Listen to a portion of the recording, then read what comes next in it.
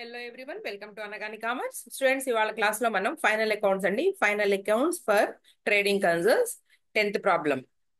ఇంకా remaining 2 problems ఉన్నాయండి, 11 and 12. దాంతో మనకి అయిపోతుంది.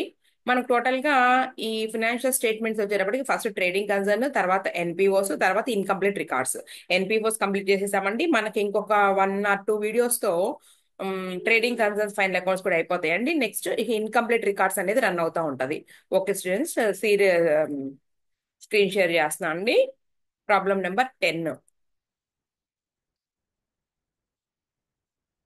నిమిషం అండి.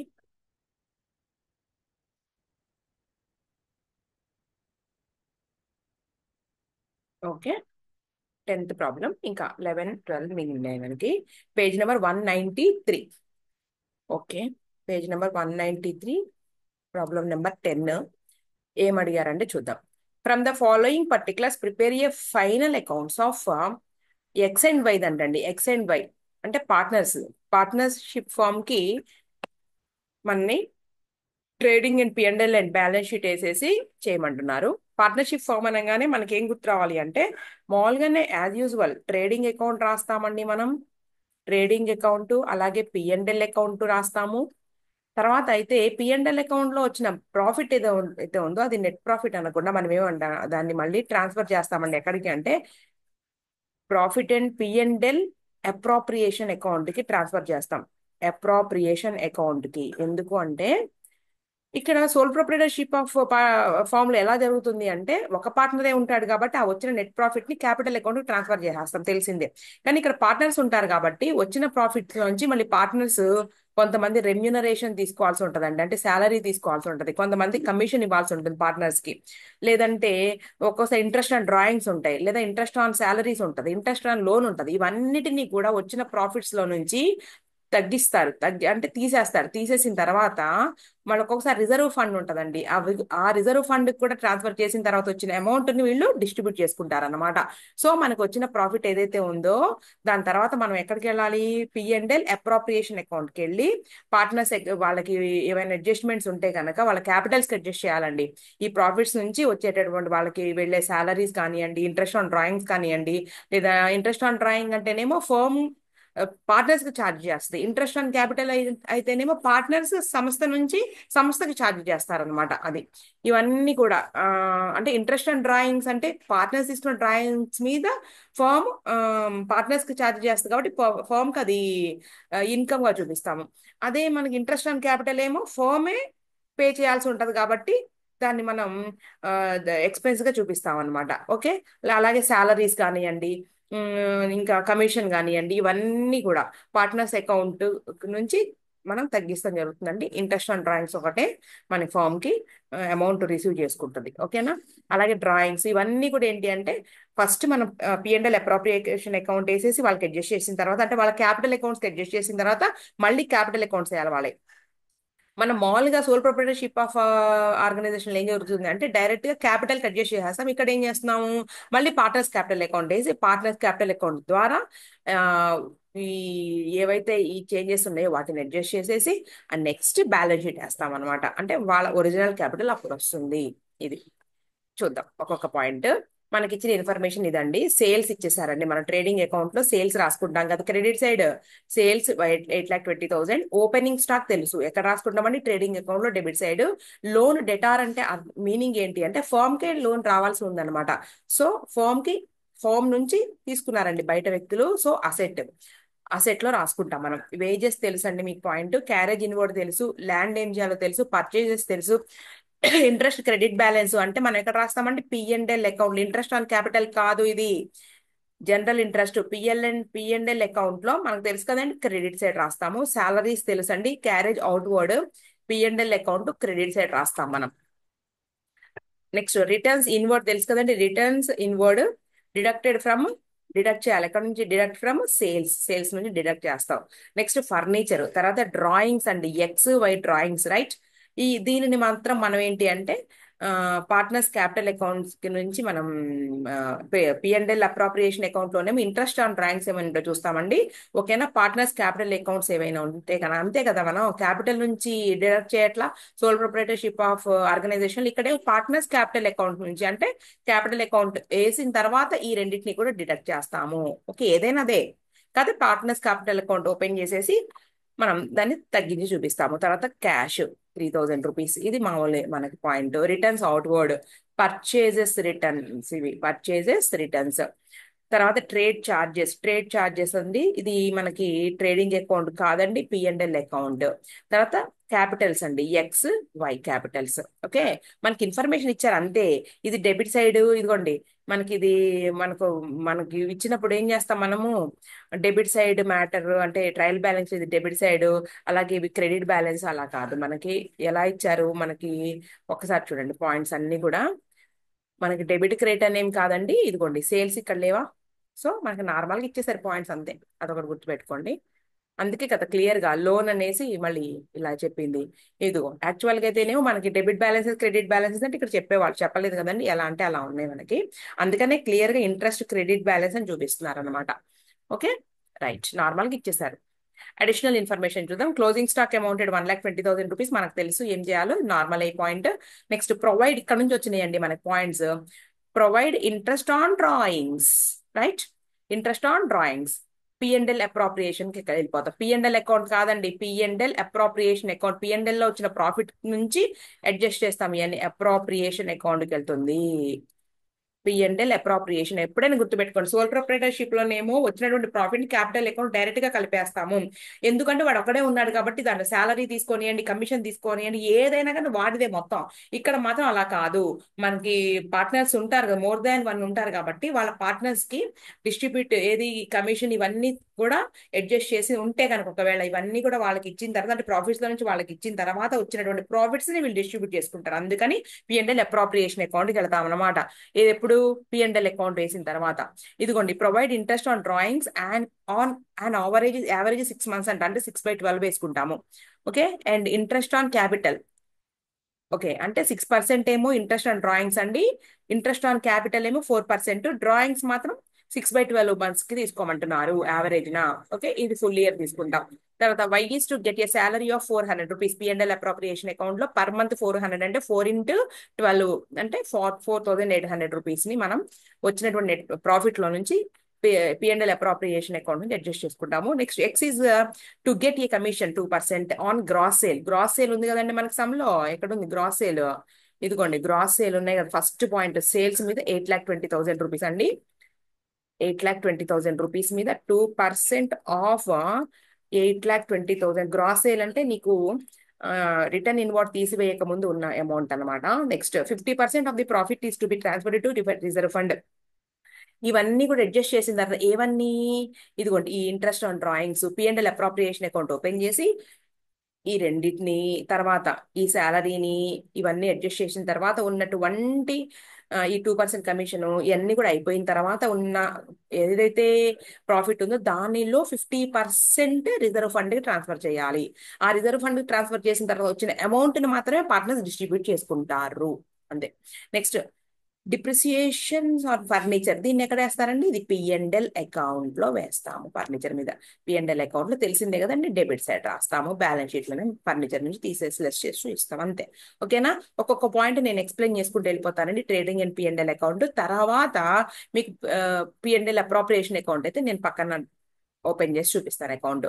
ఇదిగోండి ఓపెనింగ్ స్టాకు, తర్వాత పర్చేజెస్ లెస్ రిటర్న్స్, ఇది తెలిసిందే పాయింట్. అలాగే wages, carriage inward, right. Sales లో నుంచి లెస్ చేసామండి, ఇచ్చారు ఆల్రెడీ 8,60,000 క్లోజింగ్ స్టాక్. ఇక్కడ వరకు మనకి ఎటువంటి ఇది లేదు, చాలా చాలా ఈజీ ప్రాబ్లం. తర్వాత trading account gross profit 1,95,000 rupees, interest credit balance 1,000 rupees, already మనకి సమ్లో క్రెడిట్ అని చెప్పారు. తర్వాత క్యారేజ్ అవుట్వర్డ్ తెలుసు, ట్రేడ్ చార్జెస్ పిఎండ్ఎల్ అకౌంట్, అంతేగాని ట్రేడింగ్ అకౌంట్ కాదు. డిప్రిసియేషన్ ఆన్ ఫర్నిచర్ 1,000 రూపీస్, ఓకేనండి. ఇదంతా చేస్తే మనకి నెట్ ప్రాఫిట్ ట్రాన్స్ఫర్, ఇదిగోండి ఎక్కడికి, పిఎండ్ఎల్ అప్రాప్రియేషన్ కి ట్రాన్స్ఫర్ చేస్తున్న ప్రాఫిట్ ఎంత అంటే 1,45,000 రూపీస్, ఓకేనా. 1,45,000 వచ్చింది. ఇప్పుడు నేను పిఎండ్ఎల్ అప్రాప్రియేషన్ అకౌంట్ అలాగే పార్ట్నర్స్ అకౌంట్ నేను డ్రా చేసేసి తర్వాత బ్యాలెన్స్ షీట్ మళ్ళీ మామూలుగానే మనం ఎక్స్ప్లెయిన్ చేసుకుందాం అండి. మనకి ఏంటంటే పార్ట్నర్స్ కి సంబంధించిన అనగానే అబ్బో అనుకుంటారు అనమాట. ఏమీ ఉండదు అక్కడ. మనకి పార్ట్నర్షిప్ కూడా తెలిసి ఉండాలి. తెలిసి ఉంటే అంటే ఈ రెండు మిక్స్ అనమాట ఇక్కడ, అంతే. ఈ సింపుల్ చెప్పాలంటే పార్ట్నర్షిప్ సోల్ ప్రొప్రైటర్షిప్ మిక్స్ చేస్తే ఎలా ఉంటది, అలా ఉంటది. ఈ అప్రాప్రియేషన్ అకౌంట్ ఎంత బేసిక్ అంతా కూడా ఫండమెంటల్స్ అన్ని ఎక్కడ ఉన్నాయంటే మీకు సిఏ ఫౌండేషన్ లో ఇచ్చాడండి. పార్ట్నర్షిప్ మనకేమో సిఎంఏ ఇంటర్లోనేమో నీకు ఎక్కడి నుంచి స్టార్ట్ చేశాడు, అడ్మిషన్ నుంచి స్టార్ట్ చేసేసాడు లైన్ గా. అదే నీకు సిఏ ఫౌండేషన్ లో బేసిక్ నుంచి ఉంటది అనమాట.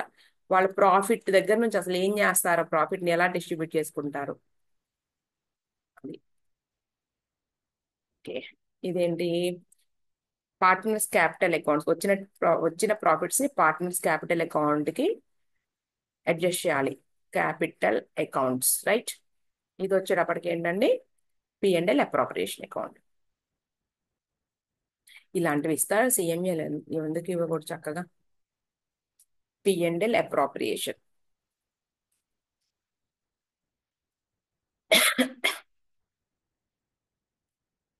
కొంచెం మీరు షేర్లు, లైక్లు, సబ్స్క్రైబ్లు చేయండి అండి. కొంచెం మీ ఫ్రెండ్స్ ఎవరైనా ఉంటే వాళ్ళకి పంపించండి. అలాగే సబ్స్క్రైబ్ చేయమనండి.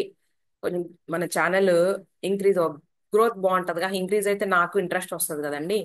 ఓకే అండి, మనం డెబిట్ సైడ్ నుంచి తీసుకొచ్చిన ప్రాఫిట్ ని ఇక్కడికి రావాలి. By transfer from net profit, transfer from P&L account, లేదంటే నేను రాసేస్తానండి నెట్ ప్రాఫిట్ అని. నెట్ ప్రాఫిట్ యాక్చువల్ అయితే P&L అకౌంట్ అని రాస్తారు. నెట్ ప్రాఫిట్ అని రాసాము. ఎంత, 1,45,000 రూపీస్.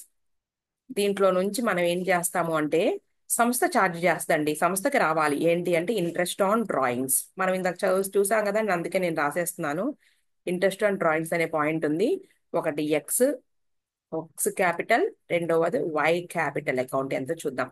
అలాగే ఇంట్రెస్ట్ ఆన్ ఏంటండి, ఇంట్రెస్ట్ ఆన్ క్యాపిటల్స్ ఉన్నాయండి. ఇంట్రెస్ట్ ఆన్ క్యాపిటల్స్, ఓకేనా. ఫస్ట్ ఎక్స్ క్యాపిటల్ అకౌంట్, తర్వాత వై క్యాపిటల్ అకౌంట్ ఎంతో చూద్దాము. తర్వాత ఇంకా ఏముంది అంటే కమిషన్ ఉన్నట్టుంది. 2% commission on gross sale. Commission, so commission అని రాయడం కన్నా కూడా ఏంటి, ఎవరికి ఇస్తున్నామో వాళ్ళ పేరు రాసుకోవాలి. అలాగే మొత్తం కూడా ఇవన్నీ ఏమేమి ఉన్నాయి ఒకసారి చూద్దాం అనండి. సమ్ ఎక్కడుంది, ఇదిగోండి.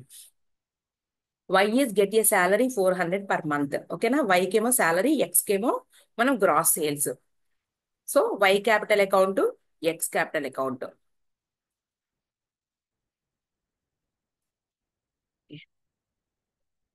Why capital account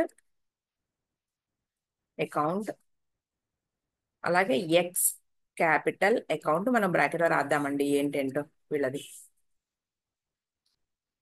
ఏంటేంటండి. ఈ వైకి శాలరీ, ఈయన గారికి కమిషన్.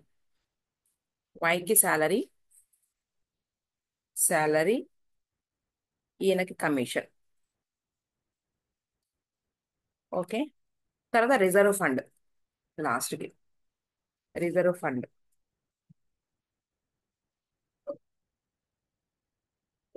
బ్యాలెన్స్ షీట్కి వెళ్ళిపోతుంది, ఏం లేదు.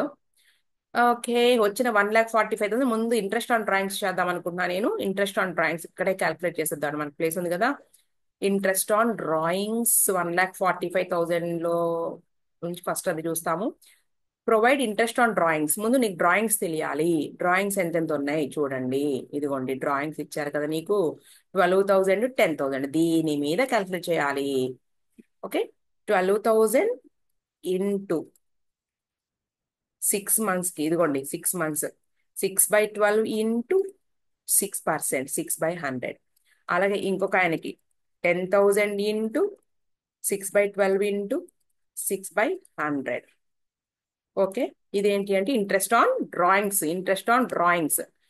క్యాల్కులేట్ చేద్దాం. 12,000 ఇంటూ 6/12 ఇంటూ 6% అండి. మొదట ఆయనకి 360 రూపీస్. 10,000 into 6/12 into 6%, 300 rupees. ఈ అయిపోయింది కదండి. ఇవి ఎంటర్ చేసేద్దాం. First 360, 300 rupees. ఇదిగోండి 360, 300 రూపీస్. రాసేద్దాంలేండి బయట. 360, 300 రూపీస్, రైట్. అలాగే ఇంట్రెస్ట్ ఆన్ క్యాపిటల్ చూద్దాం. ఇంట్రెస్ట్ ఆన్ క్యాపిటల్, వచ్చేటప్పటికి ముందు నీకు క్యాపిటల్ తెలియాలి కదా. 16,000, 24,000 ఇంటూ ఇదిగోండి 4% అంతే, 4/100. అలాగే 16,000 into 4/100 interest on capital. 24,000 into 4% అండి, 960 రూపీస్ ఫస్ట్ ఆయనకి.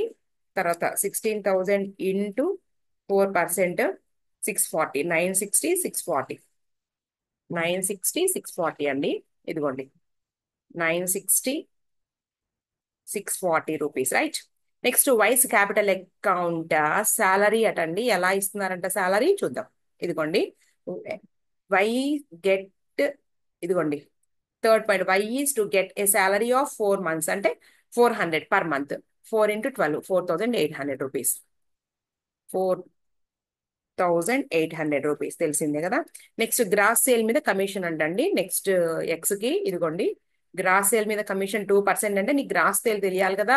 ఫస్ట్ పాయింట్ లోనే ఉందండి.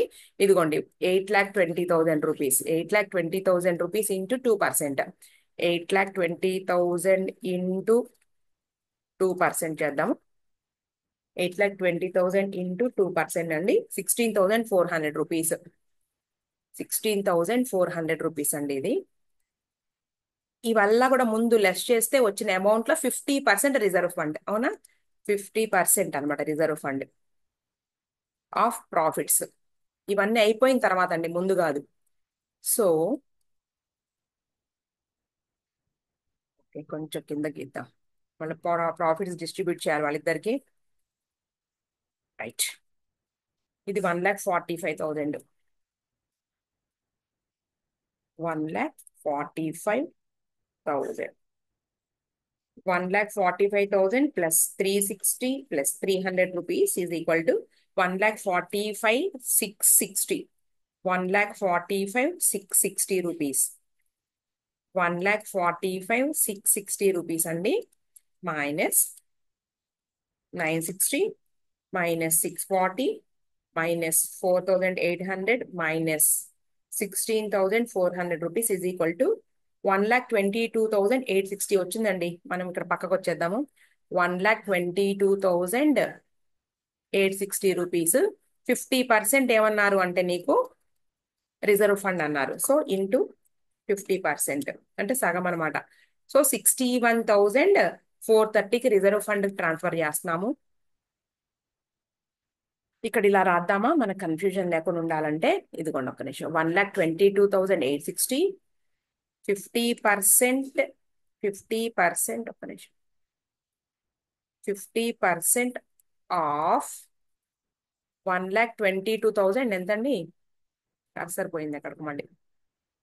1,22,860, 1,22,860 రూపీస్లో 50% చేస్తే 61,430, 61,430 వచ్చిందండి. రిమైనింగ్ ని క్యాపిటల్ అకౌంట్స్ కి డిస్ట్రిబ్యూట్ చేస్తున్నాము.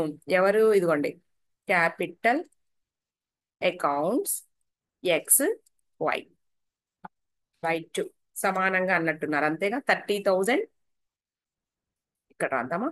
30,715, 30,715, 61,430 రూపీస్. ఓకేనా? రైట్, అయిపోయింది. ఇప్పుడు మనం మళ్ళీ పార్ట్నర్ క్యాపిటల్ అకౌంట్స్కి రావాలి. ఇద్దరు ఉన్నారు కదండి, ఒకటే వేసి కూర్చున్నాం మనం. ఇద్దరు పార్ట్నర్స్ ఉన్నారు కాబట్టి ఇంకొక డ్రా చేయాలి, ఇంకొక line extra.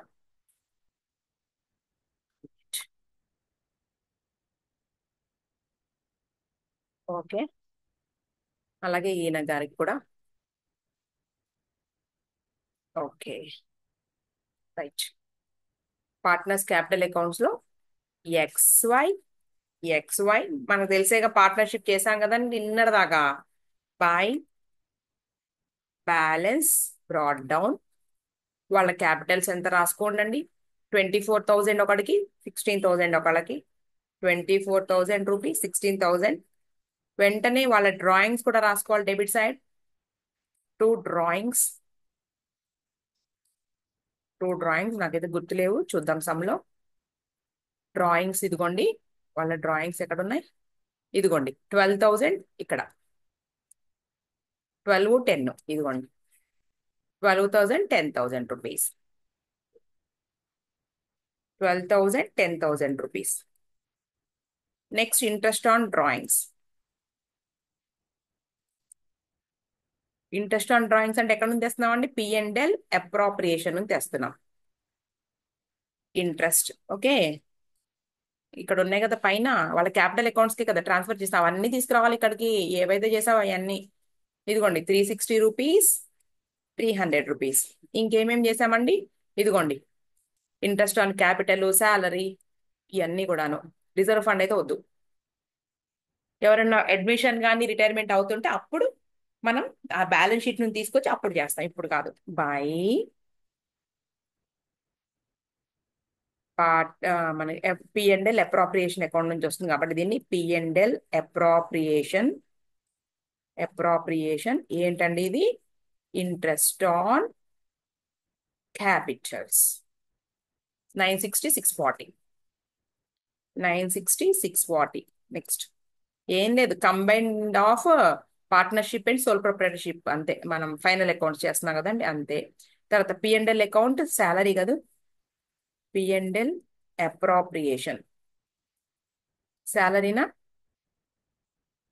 Why cap salary 4,800, salary వైదండి ఇది, 4,800 రూపీస్. తర్వాత కమిషన్ మళ్ళీ by P&L appropriation, appropriation commission, commission on gross sale వచ్చింది కదా, కమిషన్ ఫస్ట్ ఏంటి శాలరీ, తర్వాత కమిషన్ ఆన్ గ్రాస్ సేల్ ఈయన గారికి 16,400 రూపీస్.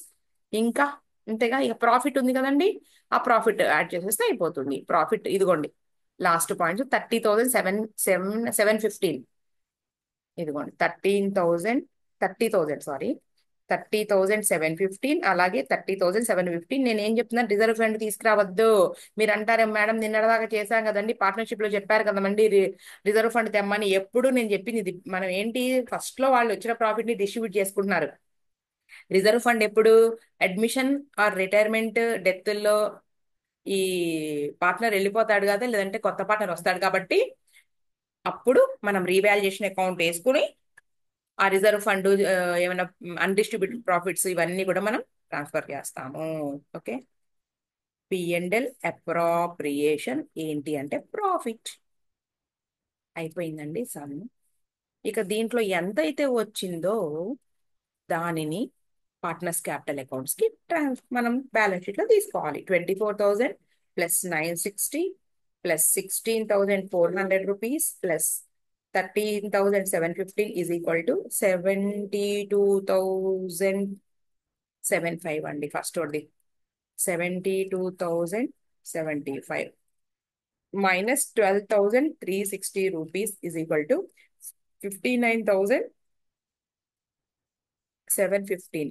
అలాగే ఇటు కూడా చూద్దాం, 16,000 plus 640 plus 4,800 plus 30,715 rupees is equal to 52,155, 52,155, 52,155 minus 10,000 minus 300 rupees is equal to 41,855, 41,855. ఒకసారి చెక్ చేసుకుందాం చూడండి, ఎక్కడైనా మనం క్యాలిక్యులేషన్ మిస్ అయిందేమో.